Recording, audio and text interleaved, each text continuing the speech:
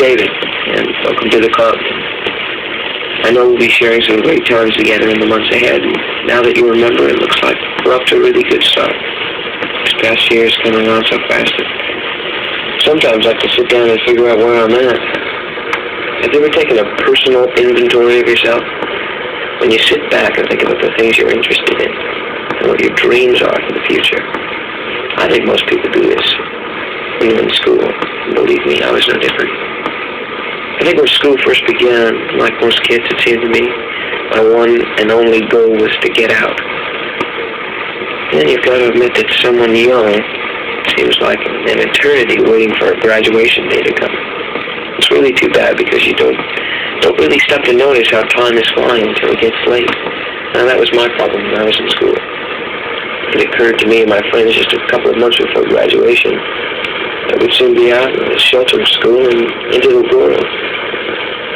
Suddenly things didn't seem as simple as they once were. For the first time, we were really faced with a major decision. That, of course, was figuring out what we were going to do. Many kids said they wanted to travel, others were intent on continuing school, but the majority of them were really uncertain. I'll admit there were times when I felt unsure of things too, but as graduation drew near, I was sure I wanted to get into show business. It was kind of like something sneaked up on me, completely in control, telling me that's what I had to do. You know, it's funny too, because in spite of all my determination, when the time came to really get into it, I really didn't know how to begin. I felt so lost. So I went to New York and worked for a while, studied acting the rest of the time. It was discouraging in the beginning to go out on interviews and be turned away. I guess I was confident that someday something good was bound to pop up. When it did, you really can't imagine how excited I was. Maybe it was because I worked everything out for myself. I was so thrilled, but I still feel you appreciate something more when it's earned rather than when it's handed to you.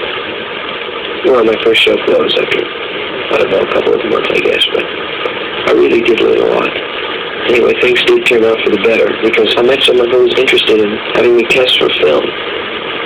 We flew out together to the West Coast and I anticipated a part, but nothing really ever came of it.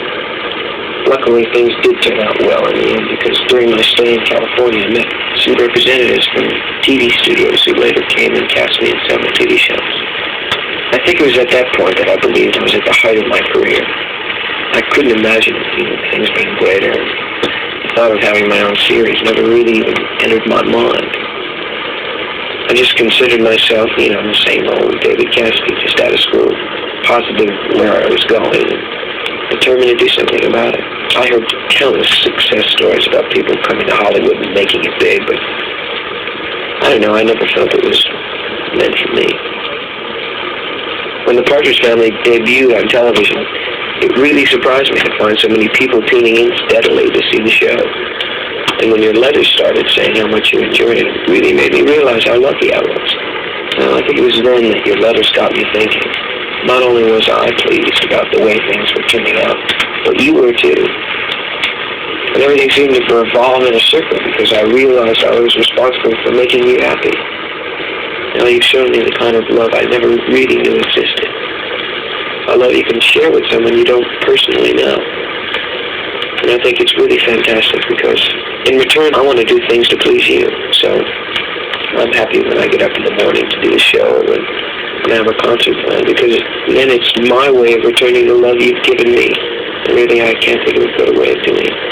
Hey, speaking of concerts, I have quite a schedule lined up for this year. And I'm going to try to cram in as many cities and towns as I possibly can so that I can get to see you. It'll be great if we can at least get together for something like that, because it makes us a whole lot closer than we ever were before.